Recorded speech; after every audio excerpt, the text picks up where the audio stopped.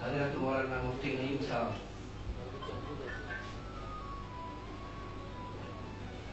نے ایک خصوصی لفظ آج استعمال کیا ہے، جملہ حضرت صاحب جس طرح میڈیا میں اپنا اظہار خیال پیش کرتے ہیں وہ پوری دنیا میں اس کو دیکھا جاتا ہے۔ میں تمام علماء کرام کا اور اس مجلس میں جتنے بھی شریک محفل ہیں، مجلس ہیں،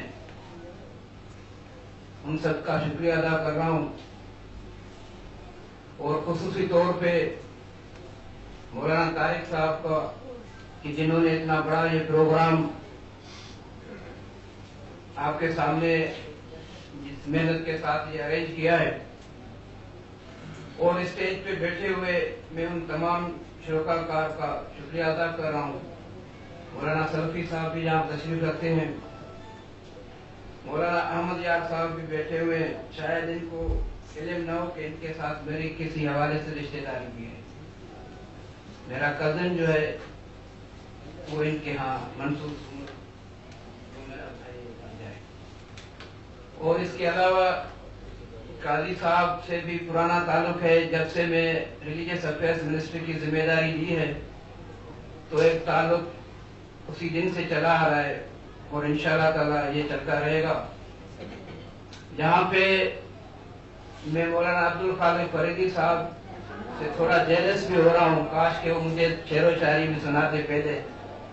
تو آج میں گزارش کروں گا کہ مجھے اپنی شاگردی بھی دیں اور اس طرح کے 2-3 شعر مجھے بھی جو ہے سکھا دیں، تاکہ میں جب بھی کسی اور بھی فلم میٹنگ میں ہوں تو کم از کم میں وہ کاپی تو کروں آپ کے شعر۔ میں انتہائی مختصر باتیں ضرور کرنا چاہتا ہوں۔ سب سے پہلے آپ لوگ یقین کریں، اور یہ میرا اللہ دیکھ رہا ہے کہ یہ فقیر، یہ وزیر، یہ آپ کا سفیر ہے۔ نہ صرف پاکستان کے اندر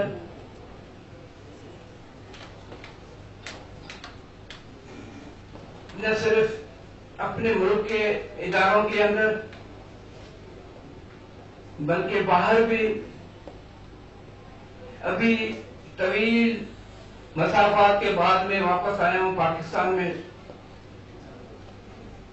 یہ میرا خدا دیکھ رہا ہے کہ وہاں پہ بھی بیٹھ کر کے میں نے مولانا صاحب، میں گناہگار ضرور ہوں،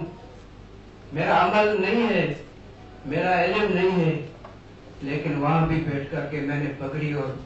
داڑھی کی وکالت کر کے رہا ہوں۔ یہ بات میں نے امریکہ میں کی ہے، میں نے ان کے اداروں میں کی ہے، ان کے بہت بڑے ادارے میں جہاں ان کا بہت بڑا روب اور اثر رسوخ ہے پوری دنیا میں، وہاں پہ جا کر کے میں نے کہا کہ ان کو آپ دہشت گرد کیوں کہہ رہے ہو؟ دہشت گرد کا کسی مسلک سے کوئی تعلق نہیں ہوتا۔ اگر یہاں پہ واقعات ہوتے ہیں تو وہ یقین، وہ ضروری نہیں ہے کہ وہ مسلمان ہو۔ ہر مسلمان کو دہشت گرد، اور ہر عالم دین کو دہشت گرد، ہر داڑھی والے کو دہشت گرد، ہر پگڑی والے کو دہشت گرد۔ میں نے کہا یہ کون سا انصاف ہے؟ تو حضرت آپ یقین کریں، جس طرح علماء کرام نے مجھے عزت دی ہے، اور یہ میرا اپنے رب سے وعدہ ہے، انسان کو ایک دن مرنا ہے۔ یہ چیزیں، یہ منسٹریاں، یہ عہدے، یہ دنیوی چیزیں ہیں، یہاں تک ختم ہو رہی ہیں، لیکن آگے جو عمل جائے گا وہ آپ کا نیت اور آپ کا عمل جائے گا۔ تو میں ہمیشہ یہ گزارش کرتا ہوں اللہ سے کہ میں انتہائی کمزور ترین عمل کے حساب سے بھی اور علم کے حساب سے بھی، لیکن جذبے کے حساب سے اللہ تعالیٰ نے مجھے اتنی ہمت دی ہے، توفیق دی ہے کہ جہاں پہ بھی میں رہا ہوں، جس حال میں بھی رہا ہوں، جس جگہ پہ بھی رہا ہوں، میں نے اپنی حق اور سچ کی بات ضرور کی ہے، تاکہ اس کے لیے مجھے کچھ بھی قربانی دینے پڑے، مجھے کوئی فرق نہیں پڑتا۔ 2008 سے لے کر 2013 تک ہمارے وفاق میں گورنمنٹ تھی، اور یہ بات واضح طور پہ سب کو پتا تھی کہ ہماری گورنمنٹ سے پہلے جنرل پرویز مشرف صاحب حکمران تھے اس ملک کے، تو اسلام آباد کے اندر 2 اداروں کو انہوں نے بند کیا ہوا تھا، ایک جامعہ حفصہ اور ایک لال مسجد۔ یہ آپ لوگوں کو اچھی طرح سے ہوگا۔ جب ہماری گورنمنٹ بنی اسی مہینے کے اندر میری کوئی وزارت مذہبی امور کی کوئی ذمہ داری نہیں تھی، میرے اوپر کسی بھی حوالے سے کوئی حکومتی سطح پہ یہ میرے عمل میں نہیں تھی، میرے لیے ضروری نہیں تھا، لیکن میری اپنی ایک سوچ تھی۔ جب علماء کرام نے وہاں پہ میرے ساتھ تعلقات رکھے، مجھے ان کے ساتھ تعلقات پرانے تھے، جب انہوں نے میرے ساتھ رابطہ کیا، انہوں نے کہا کہ جی آپ مدرسہ جو ہے بند ہے، اور اس کو اس لیے بند کیا گیا کہ یہاں پہ صرف الزام ہے کہ جی دہشت گردی کی تعلیم دی جاتی ہے۔ آپ یقین کریں اس کے لیے میں نے بڑی جدوجہد کی، اور جامعہ حفصہ کے لیے پریزیڈنٹ زرداری صاحب کو میں نے زبان دی، ورڈز دیے، ان کو یقین دہانی کرائی کہ مجھے یقین ہے اللہ کی ذات میں کہ آپ جامعہ حفصہ کا تالا کھلوا دیں، یہاں سے کبھی آپ کو دہشت گردی کے واقعات کا ایک مثال بھی سامنے نہیں آئے گا۔ اور الحمدللہ وہ میں نے کرا کے دیا، اور ہمارے دور حکومت میں وہ جامعہ حفصہ کھلا، اور آج تک وہاں پہ کوئی دہشت گردی کا ایک واقعہ بھی سامنے نہیں آیا ہے۔ تو بات یہ ہے ایک کنسیپٹ، ایک پرسیپشن جو ایک بن گیا ہے، اس کو ہمیں آپ لوگ سب مل کر کے، سب کے تعاون سے ہم اس پرسیپشن کو ختم کرنا چاہتے ہیں۔ یہی بات جو میں آج کہہ رہا ہوں، یہ میں نے امریکہ کے ان ایوانوں میں کر کے آیا ہوں، اور الحمدللہ آگے مجھے ایک دعوت دی جا رہی ہے جس میں وہاں کی جا کر کے سینٹ میں مجھے یہ بات کرنی ہے، اور میں کروں گا انشاءاللہ تعالی۔ جس طرح یہاں کر رہا ہوں اسی انداز میں وہاں پہ بات کروں گا۔ مجھے کسی سے کوئی خوف نہیں ہے، زندگی موت ایک دن کا مہمان ہے، اور یہ حقیقت بھی ہے کہ زندگی اور موت کے درمیان جو باہمی فاصلہ ہے وہ ایک قدم سے بھی آگے نہیں ہے، وہ ایک قدم ہے، اور اسی میں ہمیں رہنا ہے، اسی میں جینا ہے، اسی میں بڑھنا ہے۔ تو بہرحال اس لیے میں نے کہا کہ میں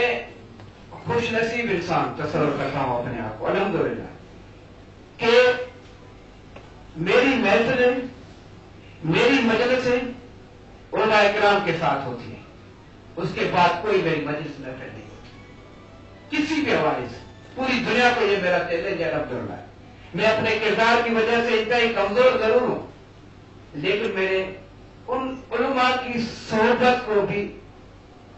باعث سے شرمندہ ہونے نہیں دیا ہے کبھی زندگی، جن کی وجہ سے میرا اٹھنا بیٹھنا ہوتا ہے۔ میں نے کبھی ان کے لیے شرمندگی کا کوئی مثال الحمدللہ آج تک قائم نہیں کیا اور نہ کروں گا، اور میری زندگی میں یہ اللہ سے یہ ہمیشہ ہے کہ مجھے اپنے ایمان پہ اور اس مجلس میں بیٹھنے والوں کے ساتھ قیامت کے دن میرا بھی جو ہے وہ افعال کرے، تاکہ میری آخرت میں بچت ہو۔ میں اپنے اس جذبے اور نیک نیتی سے میں نے کام شروع کیا یہاں پہ،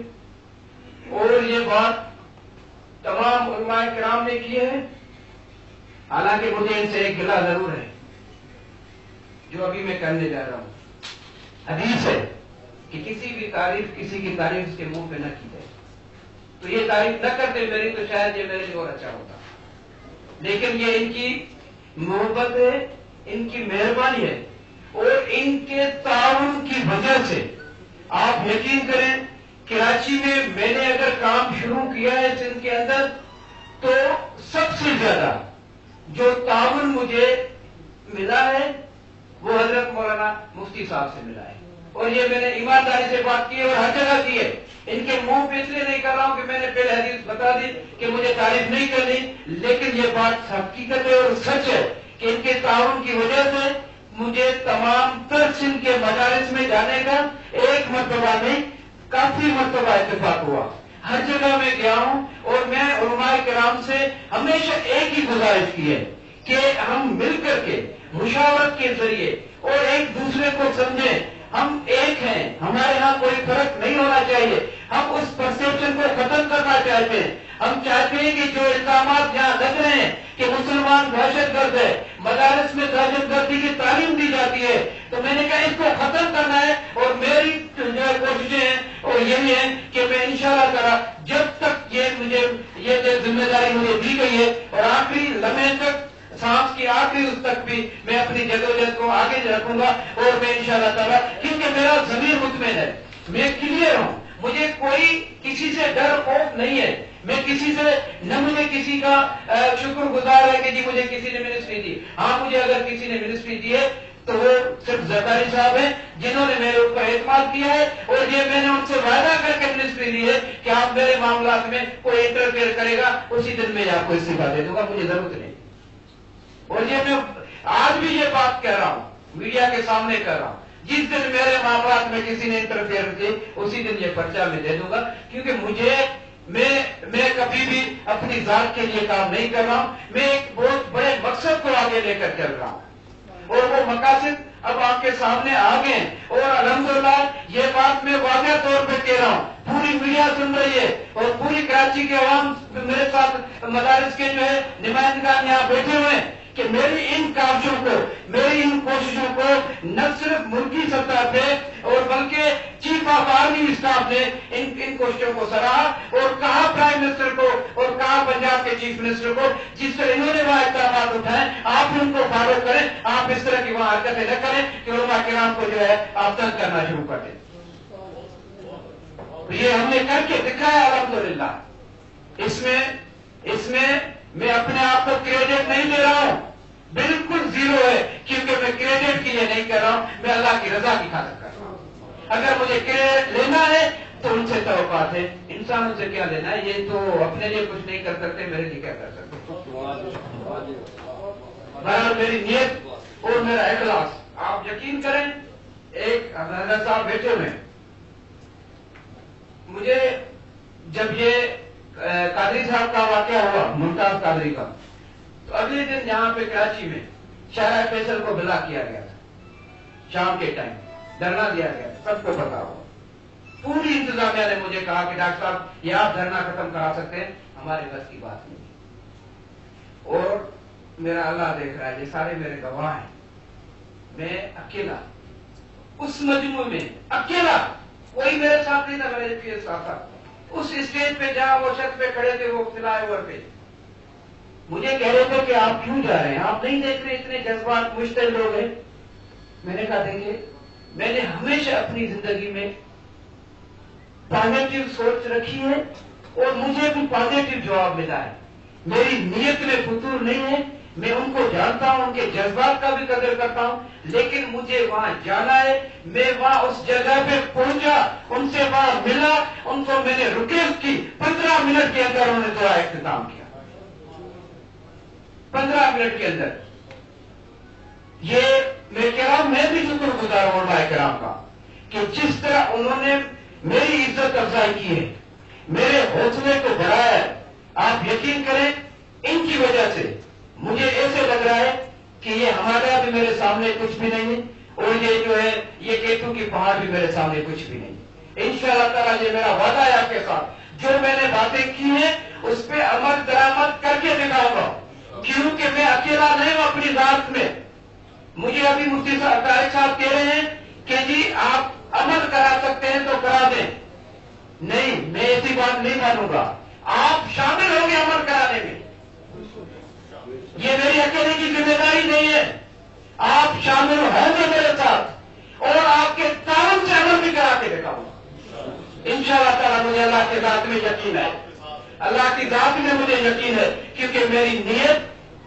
میں اپنی نیت میں اور اللہ کے ہاں جواب دے رہا ہوں. اس لیے مجھے یقین بھی ہے اور یقین کامل بھی ہے کہ اللہ نے چاہا تو یہ، کیونکہ ہم پازیٹیو سوچ رکھ رہے ہیں. ہم نے علماء کرام کی عزت کی ہے، ہم نے مدارس کی عزت کی ہے، ان کے عزت اور احترام میں جتنا بھی مجھے آگے جانا ہوگا. آج بھی مجھے 1 گھنٹہ جو آپ نے معذرت کے ساتھ طارق صاحب جو ڈیلے ہو گئی تھی، میں اس وقت ڈی جی رینجر صاحب میری میٹنگ ہو رہی تھی. کن مسائل پہ میری میٹنگ ہو رہی تھی وہ بھی میں آپ کو بتا دوں. آپ نے 9 مطالبے میرے سامنے رکھے ہیں، 1 1 2 2 3 3 4 4 5 5. آخری میں شروعات آخری سے کر رہا ہوں کیونکہ وہ مجھے زیادہ یاد ہے، پھر میں آپ کے ہاتھ سے آ رہا ہوں. آپ نے مجھے کہا، آج میں یہ پوری میڈیا سن رہی ہے اور ذمہ داری کے ساتھ کہہ رہا ہوں میں اپنے ایک ایک لفظ کا امین بھی ہوں اور ایک ایک لفظ کو میں سمجھ کر کے بولتا ہوں، جذبات اپنی جگہ پہ، لیکن اللہ نے جو بھی مجھے عقل دی ہے میں اس کو سامنے رکھتے ہوئے اپنی انتہائی ذمہ داری کو محسوس کرتے ہوئے بات کر رہا ہوں۔ میں نے آج ڈی جی رینجرز کو ریکویسٹ کی، میں نے کہا سر جب تک علماء کرام جو مدارس کے طلباء وہاں سے فارغ ہوتے ہیں ان کو ہم پراپر جاب نہیں دیں گے تب تک یہ مسئلہ آپ کا ضرب عزت اللہ کرے اتنا کامیاب ہو جائے، لیکن اس کے ساتھ ساتھ ان کو جب تک باعزت روزگار نہیں دیں گے تو یہ معاملات ختم نہیں ہوتے ہمارے۔ ان کا اتنا ہی حق ہے جتنے ایک یونیورسٹی اور ایک دوسرے پروفیشنل ادارے سے گریجویٹ ایک بچے کا حق ہے، اسی طرح ان مدارس کے گریجویٹ طلباء کا بھی اتنا حق ہے کہ وہ اس معاشرے میں اس ملک کے لیے پازیٹو کردار ادا کر سکیں۔ تو آج میں نے ان سے یہ ایپیکس کمیٹی میں پہلے میں نے ذکر کیا تھا، آج میں نے ان سے کہا اور ایک اور بات میں نے ان سے آج یہ منوائی، میں نے کہا کہ آپ کے ہاں رینجرز میں جو انٹرویو ہوتے ہیں، جو بچے آپ لیتے ہیں، تو آپ مجھے کوٹا دیں کہ مدارس کے طلباء کی جو ہے وہ کوٹا پہ عمل کرا کے دیکھو۔ آج میں نے 1000 کی کوٹا ان سے دی 1400 میں سے، انہوں نے کہا میرے پاس 1400 کی طاقت ہے، تو میں نے کہا سب سے زیادہ فگر مجھے دو، تو میں نے ان سے 1000 کی یہ بات منوائی کہ مجھے آپ اجازت دیں کہ ان علماء کرام جو آپ کی اس رینجرز آپ کے اس ملک کے لیے کردار ادا کرنا چاہتے ہیں ان کو ایک باعزت روزگار بھی مل جائے گا اور ایک ملک کے لیے اپنا ایک تاریخی کردار ادا کرنے میں وہ ایک اپنے آپ کو محفوظ بھی سمجھیں گے اور ان کے لیے باعث فخر اور باعث افتخار بھی ہوگا۔ تو اس کے علاوہ اس سے پہلے جو میں نے ان کے ساتھ طے کیا ہوا ہے اور اس پہ انشاءاللہ عمل درآمد دو مشکل ضرور ہے لیکن دنیا میں کوئی چیز ناممکن نہیں ہے صاحب،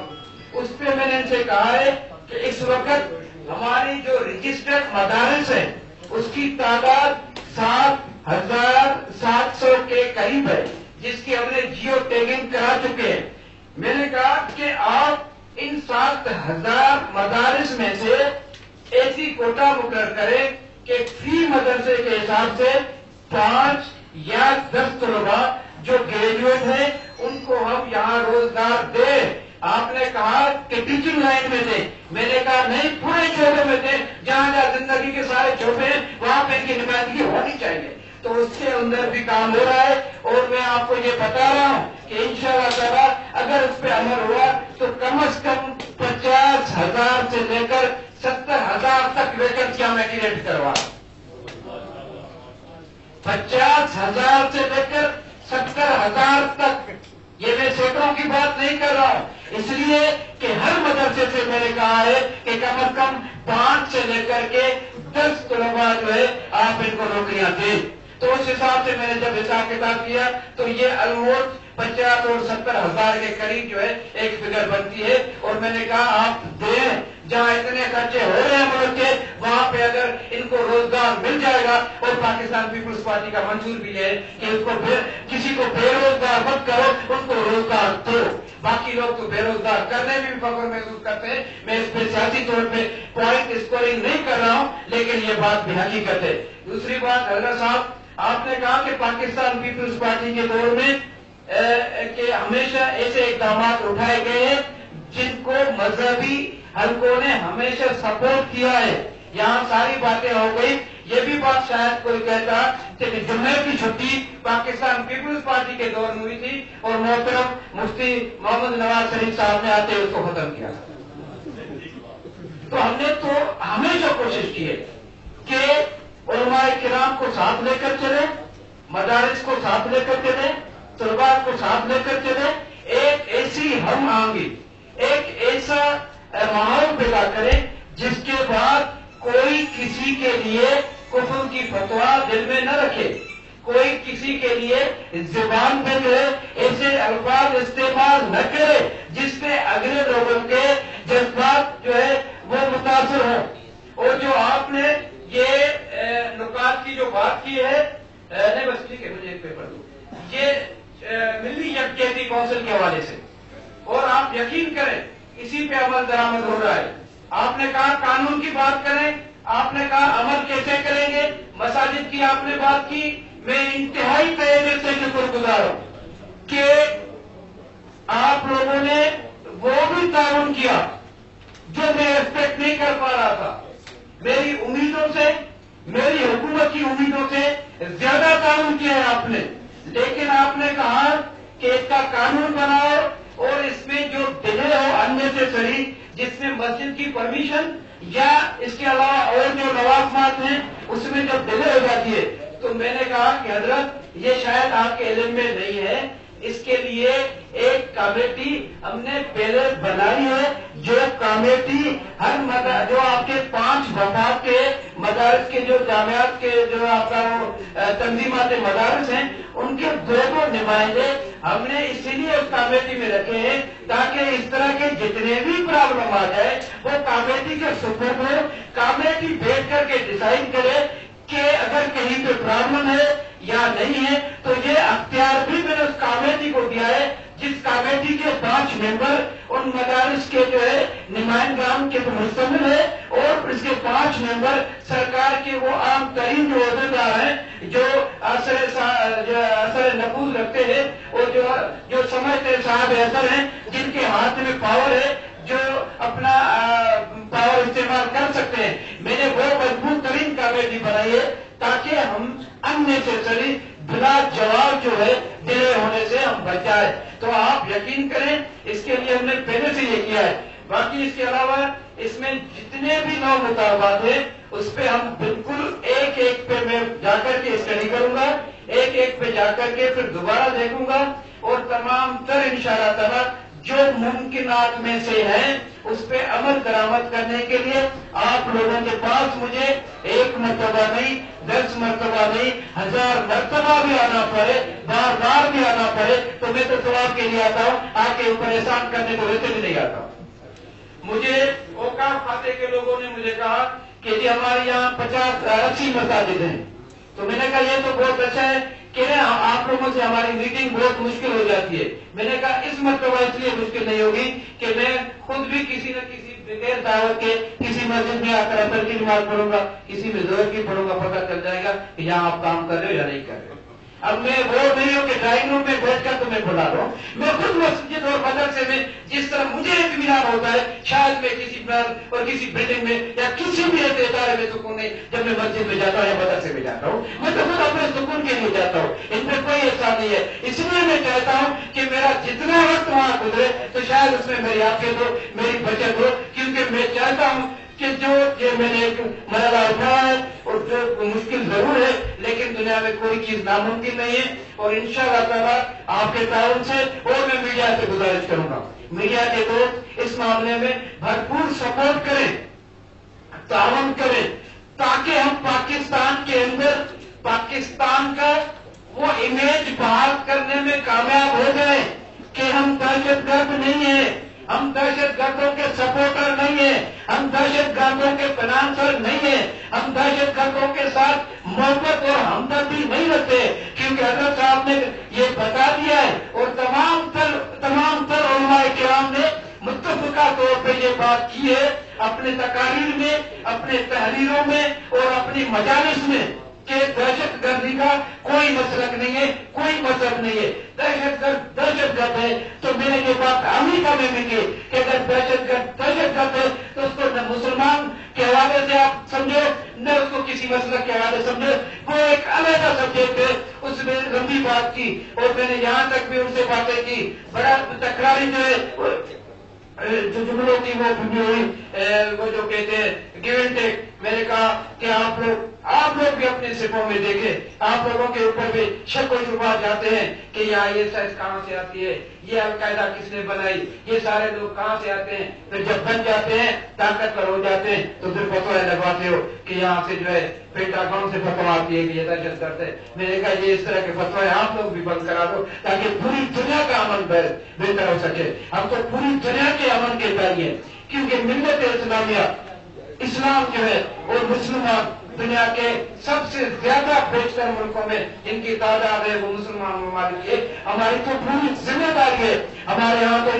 یہ فرض عین ہے کہ پوری امت کے لیے، پوری کائنات کے لیے، پورے عالم اسلام کے لیے، پوری دنیا کے لیے امن کے دائی بن کر کے ہم نکلے، کیونکہ امن اسلام نے دیا ہے۔ اس سے پہلے جنگ جدل تھا، اس سے پہلے ظلم و جبر تھا، اس سے پہلے ناانصافی تھی، اس سے پہلے عورتوں کے حقوق نہیں تھے۔ آج عورتوں کے حقوق کی بات کرنے والے اسلام نے سب سے زیادہ عورتوں کو حقوق دیا، احترام دیا، عزت دی، ان کو جائز مقام دیا، ان کو جینے کا حق دیا سب سے بڑھ کر کے، جو پہلے نہیں تھا۔ یہ آپ کیسے بھول جاتے ہو کہ اسلام کی تعلیم؟ لیکن ہاں، مغرب اور مشرق کی روایت میں بہت فرق ہے۔ یہ بات میں نے حضرت آپ نے یہاں کی ہے، میں 10 دن پہلے وہاں کر کے آیا ہوں، وہاں کی میڈیا گواہ ہے۔ میں نے ان سے یہ بات کی کہ آپ ہمارے فیملی سسٹم کو ڈسٹرب مت کرو۔ آپ کے ہاں فیملی سسٹم نہیں ہے، ان کے نقصانات ہم خود دیکھتے ہیں۔ ہمارے یہاں فیملی سسٹم ہے، ہم ایک دوسروں کا احترام کرتے ہیں، ہم پہلے خود نہیں کھاتے ہیں،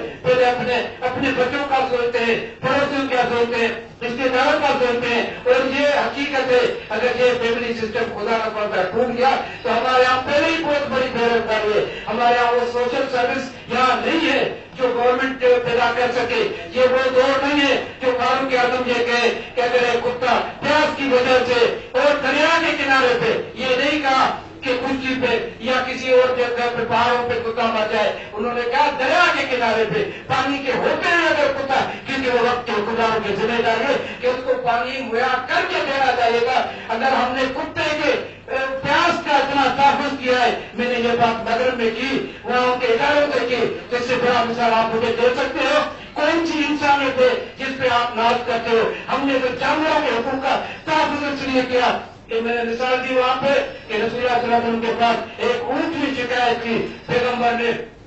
اس اونٹ کے مالک کو بلا کر کے اس کو تنبیہ کی اور اس کو کہا آئندہ ایسے اتنا کام لو جتنا اس کو کھانا کو اس کی خوراک دے سکتے ہو۔ میں نے کہا ہم تو ان کے خوراک، ان کے حقوق کے تحفظ کی بات کرتے ہیں، آپ تو بات کرتے ہیں وہاں پہ۔ میں نے یہاں تک بھی بات کی، میں نے کہا آپ نے چند مثالیں بنا کر کے ہمیں دیتے ہو اور یہ بھول جاتے ہو کہ آپ کی جتنی بمبارڈمنٹ سے معصوم بچے مرتے ہیں۔ میں نے کہا ان کا جواب بھی آپ لوگوں کے پاس ہونا چاہیے۔ صرف چند ہمارے سامنے میڈیا کے ڈرامے کر کے انسانیت کے علم بردار بننے والے، آپ انسانیت کے دشمن کے لیے لفظ میں نے اتنا سخت کہا اور مجھے سمجھ میں آ رہی تھی کہ یہاں بیٹھ کر کے میں ان کو انسانیت کا دشمن قرار دے رہا ہوں، اس لیے قرار دے رہا تھا کہ میرے پاس تاریخ تھی، اگر وہ میرے سے لمبی بات چیت کرتے تو شاید میں ان کو جواب دیتا، لیکن وہ بھی سمجھ رہے تھے۔ تو بہرحال بات یہ ہے، ہم نے ان سے کہا کہ نہ ہم امریکہ کے مخالف ہیں، نہ امریکیوں کے مخالف ہیں، نہ ہم یورپ کے مخالف ہیں، نہ ہم انگلش پیپل کے مخالف ہیں، ہمارا اختلاف آپ کے حکمرانوں کے ساتھ ہے۔ تو وہ ہو سکتا ہے کیونکہ ان کی پالیسی کی وجہ سے پوری دنیا میں آپ لوگ لان تان کا شکار ہوتے ہو، پوری دنیا آپ لوگوں کو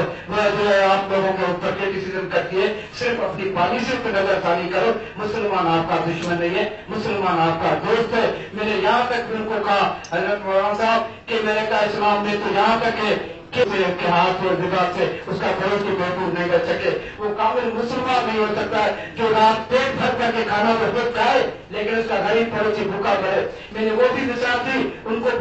بعد انہوں نے مجھے وہاں پہ دوبارہ تکفیر کرنے کی دعوت دی۔ میں نے کہا ہمارے پیغمبر نے ایک ایسے مواقع تھے جب ان کے ہاں خود غربت تھی، ایک گوشت کا پیس آیا، ٹکڑا آیا، تو انہوں نے کہا میرے پڑوسی میں ایک یہودی رہتا ہے، پھر ان کو یہ دو کیونکہ وہ بھی بھوکا ہے۔ میں نے کہا ہم نے تو یہودیوں کو بھی مسلمانوں سے پہلے حقوق دیے، آپ کس طرح سوچ رہے ہیں؟ آپ اسلام کی اس چیز کو دیکھیں، اس کے بعد آپ یقین کریں کہ مجھے انہوں نے دوبارہ بلایا ہے۔ اور یہ بات میں بتا رہا ہوں کہ انشاءاللہ تعالیٰ یہ پاکستان کے لیے اور ریلیجس یونیورسٹی کے لیے اس ان کے حوالے سے بھی بہت بڑا اعزاز ہوگا کہ میں ان کے عنقریب ایوان میں جا کر کے اس بات پہ جو میں نے ان سے باتیں کی ہیں، انہوں نے کہا کہ آپ ہمارے سینٹ میں آ کر تقریر کریں، آپ ہمارے سینیٹروں کو یہ بتا دیں کہ اسلام اصلی یہ ہے اور اسلام محبت اور امن کا جو درس دیتا ہے۔ بس میں آخری جملہ یہاں سے کر کے بات ختم کرتا ہوں۔ میں صرف اس لیے یہ مثال دے رہا ہوں کہ آپ سمجھے کہ ہم کون سے جو اسلام کی بات کرتے ہیں۔ حضرت مفتی نظام الدین شاہ زئی صاحب جب برطانیہ آئے تھے تو وہاں پہ کچھ لوگوں نے، پاکستانیوں نے بڑے فخری انداز میں حضرت سے کہا کہ حضرت ہم بڑے خوش ہیں یہاں پہ، ہم جہاں پہ بھی ہیں یہ جو گورے ہیں وہ ہمیں چھوڑ کے بھاگ جاتے ہیں، ہمارے اس پڑوس میں گورے نہیں، سارے پاکستانی۔ تو حضرت نے کہا کہ یہ بات پہ میں فخر کروں یا شرمندہ ہوں آپ کے کردار کی وجہ سے، کہ آپ کا تو کردار یہ ہونا چاہیے کہ گورے جو آپ کو تلاش کرتے کہ مسلمان کے پڑوس میں رہو تاکہ ان کے ہاتھ سے بھی محفوظ رہے، ان کی زبان سے بھی محفوظ رہے، آپ کی ان کی عزت بھی محفوظ رہے، ان کی جان بھی محفوظ رہے۔ آپ نے کون سی یہ مثال قائم کر دی کہ مسلمان کا تعارف یہ کرا رہے ہو کہ ہمارے پڑوس میں گورے بھاگ جاتے ہیں؟ تو بات یہ ہے کہ ہمیں چیزوں کو دیکھنا ہے۔ میں یہ مثال پہلے بھی دیتا ہوں اور یہ شرم سے دیتا ہوں، کوئی تفریح بات نہیں کر رہا ہوں کہ کوئی زمانہ ہوتا تھا یہاں پہ مسجد کے لیے آپ جگہ ڈھونڈتے تھے کہ مسجد کے قریب اگر کوئی جگہ مل جائے تاکہ نماز پڑھنے کا موقع ملے بچوں کو دے۔ آج ہم کیا کر رہے ہیں؟ جو مسجد کے قریب گھروں سے بھاگ رہے ہیں کہ گھر وہاں ملے تو مسجد قریب نہ ہو، کیونکہ وہاں دہشت گردی ہوتی ہے، وہاں پہ جمعہ نماز پہ جاؤ تو ان کو اڑا دیا جاتا ہے۔ آج یہ حالت ہے کہ ہم مسجدوں سے دور ہو رہے ہیں، ہم اپنی تعلیم سے بھاگ رہے ہیں۔ کیوں ہو رہا ہے؟ اس کا بھی آپ کو حل نکالنا پڑے گا۔ یہ ایک بہت بڑا سوال ہے اور علماء کرام ذمہ دار ہے کہ کیوں ہو رہا ہے۔ آپ محبت اور امن کے ذریعے جو ہے اپنے قریب ان سب کو لے آ سکتے ہو، اور وہ محبت وہ امن جو اسلام ہمیں درس دے رہا ہے۔ نفرت جو ہے وہ نفرت کی جو ہے تبلیغ میں سمجھ رہا ہوں بہت ہو گئی ہے۔ اب ہمیں امن قائم کر اور تمام مسائل کے درمیان یہ بھی مجھے بڑی خوشی ہے کہ 8-9 مہینے کے اندر الحمدللہ جس طرح ہم نے ایک ماحول بنایا ہے اور جس طرح ہم نے روز بیٹھکیں کی ہیں، اس بیٹھک کا نتیجہ یہ نکلا ہے کہ ہم کم از کم ایک جگہ پہ بیٹھنے کے جو ہے اور ایک میسج دینے میں کامیاب ہو گئے۔ انقریب حضرت میں نے آج بھی ڈی جی صاحب سے یہ بات کی ہے کہ انقریب تمام مدارس جو کراچی کے ہیں اس میں ڈی جی صاحب اور میں خود آؤں گا اور وزٹ کریں گے اور ملیں گے آپ لوگوں سے، اور ایک بہت بڑی کانفرنس جو ہے ڈی جی صاحب کرانے جا رہا ہے جو تقریباً 150 علماء پہ مشتمل ہوگی، وہ وہاں پہ کریں گے اور اس کی تاریخ اور جو ہے وہ ابھی کچھ دنوں میں طے کر کے دعوت نامے تمام تر دوستوں کو دیں گے۔ انہی بات میں اگر میرے سے کوئی بات غلط بھی ہوئی ہوگی تو میں معذرت کرنا چاہتا ہوں، اور اگر میں نے کسی کا نام یہاں اسٹیج پہ نہیں دے سکا تو میں اس سے بھی معذرت کرتا ہوں۔ اگر میں نے کوئی ایسی بات ہوئی جو کسی کو ناگوار گزری ہو، میں اپنی بات پہ جو ہے اس سے نادم بھی ہوں، اور میں انہی الفاظ میں بات ختم کرتا ہوں۔ وما علینا الا البلاغ۔ وہ کامل مسلمان